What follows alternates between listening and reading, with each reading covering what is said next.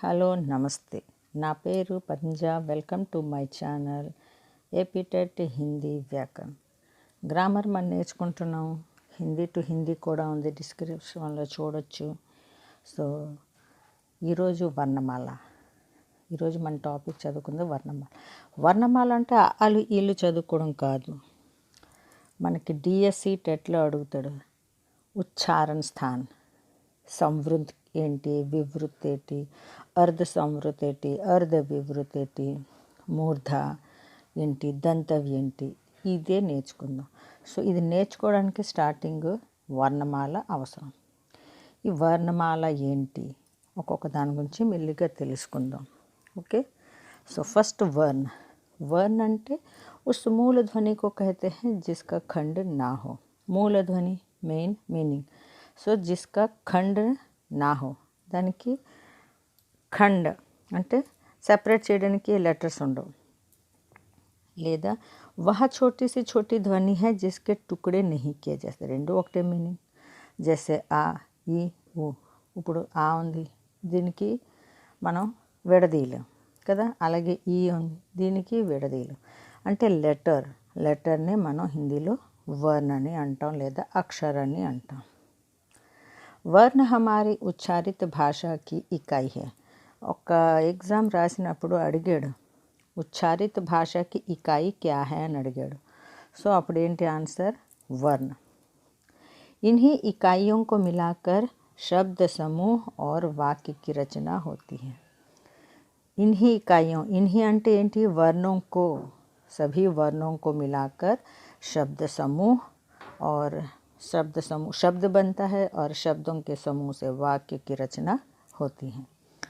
तो हिंदी में 52 ओके 52 वर्ण है. 52 वर्ण लेटर्स. वर्णों के उच्चारण समूह को ही हम वर्णमाला कहते हैं. सो उच्चारण ओके ప్రొనౌన్సియేషన్ కే మనం వర్ణమాల అంటాం. ఈ 52 ఎలాగా ఏంటి? 880 ఉన్నాయి. సో ఫస్ట్ స్వర్ 11, అయోగవాహ 2 ఉన్నది, व्यंजन 39. सो फर्स्ट स्वर. जिन वर्णों का उच्चारण बिना किसी अवरोध के ఓకే మనం ఏ లెటర్స్ అయితే పలుకుతామో, సో అది వేరే లెటర్స్ తోటి హెల్ప్ తీసుకోకుండా దానికి మనం పలుకుతాం. వేరే లెటర్స్ హెల్ప్ లేకుండా పలుకుతాం, దాన్ని మనం ఏమంటాం? స్వర్. दूसरे वर्णों की सहायता से, बिना किसी दूसरे वर्णों की सहायता से होता है, उसे हम स्वर कहते हैं. उदाहरण के लिए आ, ई, उ, रू, ए, ఐ, ఓ, औ కదా. ఇంకొకటి కూడా ఉంది. मात्रा के आधार पर स्वर जो है 3 प्रकार के हैं. स्वर एनी टाइप्स, 3 टाइप्स. ह्रस्व स्वर, दीर्घ स्वर, प्लुत स्वर. ఇప్పుడు ఈ హ్రస్వ స్వర్ ఏంటి? ఎగ్జామ్లో అడిగాడు హ్రస్వ స్వర్ ఏంటి అని. టెట్ డిఎస్సి రాస్తే లేదా మోడల్ పేపర్ చూస్తే తెలుస్తుంది మీకు. ఓకే. హ్రస్వ స్వర్ जिस स्वर के उच्चारण में एक मात्रा का समय लगता है, उच्चारणలోని एक मात्रा का समय लगता है, उसे ह्रस्व स्वर कहते हैं. లేదా ఇలా కూడా అనొచ్చు, जिन स्वरों के उच्चारण में कम समय लगता है, చాలా తక్కువ టైం తీసుకుంటుందో దాన్ని హ్రస్వ స్వర్ అంటాం. దీనికి ఇంకో పేరేటి? మూల స్వర్ भी कहते हैं. సో దీనికి తక్కువ టైం ఎలాగా? ఆ, ఈ, ఊ, రు కదా, చాలా తక్కువ టైం తీసుకుందా. ఇప్పుడు దీర్ఘ స్వర్ చూడండి. जिस स्वर के उच्चारण में 2 मात्रा का समय लगता है, ओके, उसे दीर्घ स्वर कहते हैं. లేదా जिन स्वरों के उच्चारण में హ్రస్వ స్వरों से अधिक समय लगता है, హ్రస్వ స్వర్ పలికిన దానికన్నా కొంచెం ఎక్కువ టైం తీసుకుంటుందో దాన్ని మనం ఏంటంటాం? దీర్ఘ స్వర్. ఎగ్జాంపుల్ ఆ, ఈ, ఊ, ఏ, ఐ, ఓ, ఔ కదా. ఇప్పుడు ప్లుత్ స్వర్. స్వర్ 3 टाइप्स చెప్పాం కదా. ప్లుత్ స్వర్. जिस स्वर के उच्चारण में 3 मात्रा का समय लगता है, హ్రస్వ స్వరంలో 1 मात्रा, दीर्घ स्वरలో 2 मात्रा, प्लुत स्वरలోని 3 मात्रा का समय लगता है, उसे प्लुत स्वर कहते हैं. లేదా ఇలా కూడా అనొచ్చు, जिन स्वरों के उच्चारण में హ్రస్వ स्वरों से 3 गुना अधिक समय लगता है, उन्हें प्लुत स्वर कहते हैं. సో ఇది తెలుసు మనకి. ఓం అని చాలా ఎక్కువ టైం లాగేసి అంటాం, చాలా ఎక్కువ టైం రాగం తీసుకుంటాం. సో అదేంటి? ప్లుత్ స్వర్. సో క్లారిటీ, స్వర్ అని చెప్పాం కదా, 11 అని చెప్పాం కదా. సో ఏటేటి? హ్రస్వస్వర్, ఇది దీర్ఘస్వర్. హ్రస్వస్వర్ 4, దీర్ఘస్వర్ 7. సో ఇందులోనే సంయుక్త స్వర్ ఉన్నది, ఇందులోనే సంయుక్త స్వర్ AIOO. ఎక్కువ ఎగ్జామ్లో అడిగాడు AI క్షత్ర ఇచ్చేసి సంయుక్త స్వర్ క్యా హై అని అడిగాడు. సో సంయుక్త స్వర, సంయుక్త వ్యంజన కన్ఫ్యూజ్ అవ్వకండి, స్వర వ్యంజన చూసుకోండి. సో AIO అనేది సంయుక్త స్వర్. ఏ దేంతో కలుస్తుంది? ఆ ప్లస్ ఈ తోటి, రెండు స్వరే కదా, అందుకే రెండు స్వరాలు కలిసింది కాబట్టి సంయుక్త స్వర్. అలాగే ఐ ఆ ప్లస్ ఏ కదా, ఓ ఆ ప్లస్ ఊ, ఔ ఆ ప్లస్ ఓ, ఇది సంయుక్త స్వర్. అంటే టోటల్ స్వర్ ఎన్ని? 11. ఇప్పుడు అయోగవాహ దేనంటాం? అనుస్వర్ ఆహా విసర్గ, దీనికి అయోగవాహ అని అంటాం. ओके. नेक्स्ट व्यंजन, जो ध्वनियाँ स्वरों की सहायता से बोली जाती, मेन व्यंजन ఏంటి? స్వరం की सहायता से बोली जाती है, उन्हें व्यंजन कहते हैं. అంటే వ్యంజన్ పలకాలి అంటే స్వర్ తాలూకా హెల్ప్ తీసుకోవాలి. అది ఎలాగా చెప్తాను చూడండి. ఫస్ట్ మనం తెలుసుకుందాం. వ్యంజన్లోని స్పర్శ వ్యంజన్ టోటల్ 25 ఉంటుంది. ఈ స్పర్శ వ్యంజన్ ఏంటి? సో కా వర్గ క ఖ గ గంగ, చా వర్గ చ ఛ జ ఝని, టా వర్గ ట ఠ డ ఢ న, తా వర్గ త థ ద ధ న, పా వర్గ ప ఫ బ భ మ. దీనికి కఠోర్ వ్యంజన్ కూడా అంటారు. ఇవి 5ని స్పర్శ వ్యంజన్. నెక్స్ట్ అంతస్థ వ్యంజన్ 4, యా రా లా వ. ఊష్మ వ్యంజన్ 4, సే ష స హ. సంయుక్త వ్యంజన్ క్షత్ర జ్ఞ అంకస్ర. సో సంయుక్త వ్యంజన్, రెండు వ్యంజన్ కలిసింది. ఆ రెండు వ్యంజన్లు ఏంటి? కా ప్లస్ ష క్ష, తా ప్లస్ రాత్ర, జా ప్లస్ నిజ్ఞ, ష ప్లస్ రాస్ర కదా. ఉక్షిప్త వ్యంజన్ యా ద్విగుణ వ్యంజన్. సో ఫస్ట్ ఇవి వాడేవాళ్ళం, ఇప్పుడు కూడా వాడుతుంటారు అక్కడక్కడ. సో ఇది డా ఢా కింద చొక్కుంటుంది, స్పర్శ వ్యంజన్లో చొక్కుండదు. ఓకే. సో మీకు ఇక్కడ చెప్పాను, మీకు స్పర్శ వ్యంజన్లోని व्यंजन स्वरों की सहायता लेती है, स्वरों की सहायता से बोली जाती है, उन्हें व्यंजन कहते हैं. ये అలాగా. ఫర్ ఎగ్జాంపుల్ కా ఉన్నది, ఈ ఫుల్ కా ఎలా తయారవుతుంది? హాఫ్ కా ప్లస్ ఆ, అంటే ఆ లేకుండా ఈ ఫుల్ కా రాదు. అదే జో ధ్వని స్వరం కి సహాయత సే బోలి జాए, అందుకే స్వర్ హెల్ప్ ఉంటుంది కంపల్సరీగా. ఈ హెల్ప్ లేకుండా కా పూర్తి అవ్వదు, అందుకే స్వరం కి సహాయత సే బోలి జాती है क्या? व्यंजन. ఓకే. నెక్స్ట్ మనం చూద్దాం మెయిన్ పాయింట్, స్వర్ और व्यंजन के ఉచ్చారణ స్థానం. వర్ణమాల గురించి క్లారిటీ వచ్చింది. ఓకే. ఇప్పుడు ఉచ్చారణ స్థాన్ ఏంటి? ఫస్ట్ స్వర్ ఎన్ని 11 ఉన్నాయి కదా, అందులోనే అవి ఏటేటి ఉన్నాయి చూసుకుందాం. చూడండి, ఆ ఉంది. సో తిన్నకి ఎక్కడి నుంచి వస్తుంది? కంఠ నుంచి, అందుకే అది కంఠ ఉచ్చారణ. ఆ తర్వాత ఈ సో తాలు.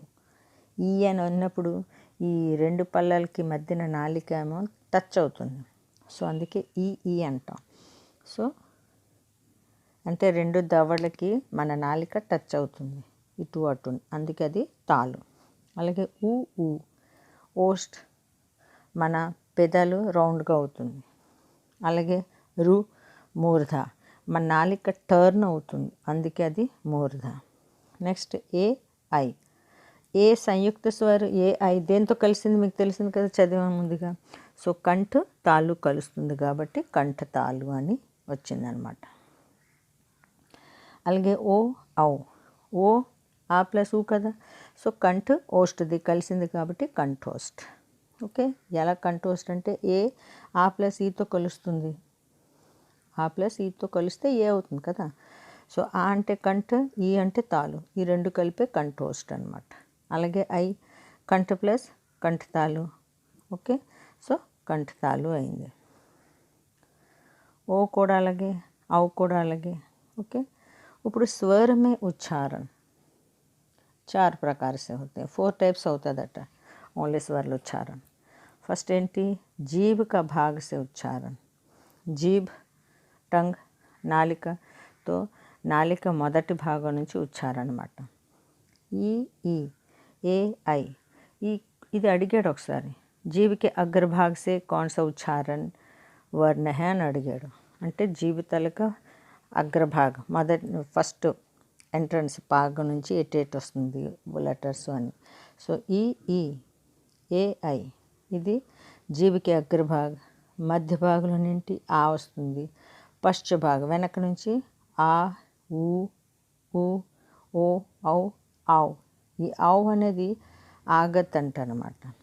అది ఎక్కడ యూస్ చేస్తారంటే చూడండి, ఇంగ్లీష్లో మనం డాక్టరు బాలు అంటాం. సో అలాంటప్పుడు అది యూస్ చేస్తాం. దీనికి ఆగత ధ్వని అంటారు. ఇలాగుంటుంది. ఇంకో దానికి అర్ధచంద్రాకార బిందు, ఇది ఆగత్ ధ్వని. సెకండ్ ఏంటి, ముఖాకృతికి ఆధార పర్ ఉచ్చారణ. ముఖాకృతి ఇది మెయిన్ పార్ట్ అనమాట. ఎక్కువ క్వశ్చన్స్ ఇందులో నుంచే ఇస్తుంటాడు. సంవృతేటి, అర్ధ సంవృతేటి, అర్ధ వివృతేటి, వివృతేటి. ఇది బాగా మైండ్లో గుర్తుపెట్టుకుంటే ఈజీగా మీరు సాల్వ్ చేయగలరు. సో ఉచ్చారణ మే ముఖ్ జో హై కమ్ ఖుల్తా హై. సంవృత్లోని ముఖ్ కమ్ ఖుల్తా హై. అదేంటి, ఈ ఊ. అర్ధ సంవృత్లోనేటి థోడా ముఖ్ ఖుల్తా హై. ఏ ఓ అంటే దీనికన్నా కొంచెం ఎక్కువ, సంవృత్ కన్నా అర్ధ సంవృత్ కొంచెం ఎక్కువ, ఏ ఓ అని.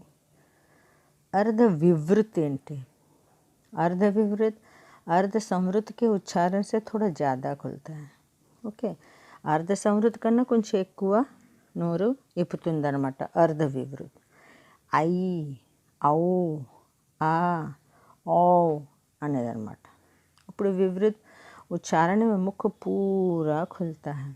ఆ అంటే ఫస్ట్ వన్ సంవృత్ కొంచెం తీస్తాడు.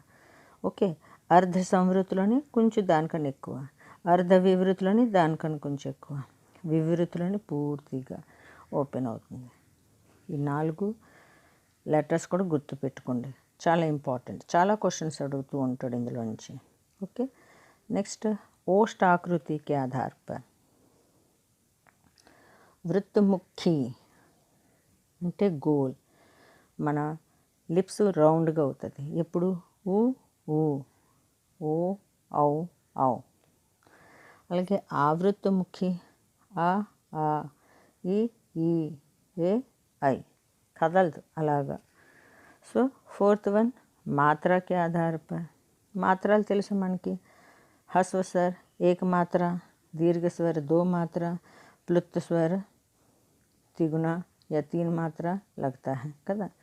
హిందీ భాష में प्लुत का प्रयोग नहीं होता है. మన హిందీ లాంగ్వేజ్లోని ప్లుత్తి యూజ్ అవ్వదు. वैदिक भाषा में हुआ है. इसे त्रिमात्रिक स्वर भी कहते हैं. దీనికి త్రిమాత్రిక స్వర్ ఏంటి అంటే ప్లుత్ స్వర్. ఓకే, 3 మాత్రలు ఉంటాయి, అందుకే దీనికి ప్లుత్ స్వర్ అయినా త్రిమాత్రిక స్వర్ అయినా అంటాం. Okay, clarity. ఇప్పుడు చూడండి, वर्णों के उच्चारण स्थान के अनुसार उनके भिन्न लिखित भेद. ఇది ఇంపార్టెంట్ టేబుల్, బాగా మైండ్లో గుర్తుపెట్టుకోండి. ఓకే, నేను టేబుల్ లాగా తయారు చేశాను, మీరు చూసుకోండి. ఫస్ట్ కావర్గా, కావర్లోని 5 లెటర్స్ వస్తాయి, క ఖ గ ఘ. నెక్స్ట్ ఆ స్వర్లోని ఆ అహ హ. ఇవన్నీ కంఠ అనమాట. ఉచ్చారణ స్థానం ఏంటి, కంఠ ద్వారా ఇవన్నీ వస్తుంది. ఫస్ట్ కావర్గ నుంచి 5 లెటర్స్, స్వర్లోని ఆ అహ హ. ఓకే, దీనికి కంఠయ అంటారు. ఓకే, నెక్స్ట్ చూడండి, చావర్గ. కావర్గ నుంచి మనకు వస్తుంది చావర్గ. చావర్గలో 5 లెటర్స్ వస్తాయి. తర్వాత ఈ య ష, యష్ అని గుర్తుపెట్టుకోండి. ఈ య ష. ఓకే, ఇదేమో తాలు, తాళవి అంటాను. అలాగే టావర్గ్ టఠడఢణ అందులో రష్ రా ఇంకా ష ఇది మూర్ధ. తావర్గ్ మన నాలికేమో దంతంకి ముందు భాగం దంతంకి తగులుతుంది అనమాట. లస్ సో దంతి, అందుకే దంతం తగులుతుంది కాబట్టి దంతి, దంతవ్య అంటాం. పావర్గ్ పా రెండు పెద్దలు టచ్ అవుతాయి పావర్గులు పలికినప్పుడు, అది ఇంకా ఊ ఊ. ఓస్ట్ లిప్స్ని ఏమంటాం ఓస్ట్ అంటాం కదా అందుకు. నెక్స్ట్ ఏ ఐ ఇదేంటిది కంఠ తాలు, ఆల్రెడీ మీదని చదువుకున్నాం. ఓ ఔ కూడాను కంఠోస్ట్. వా అనేది దంత్ ఓస్ట్ కలిసేది, దంత్ ఓస్ట్. ఓకే, ఈ టేబుల్ బాగా గుర్తుపెట్టుకోండి, కంపల్సరీగా ఇందులోంచి ఇస్తాడు.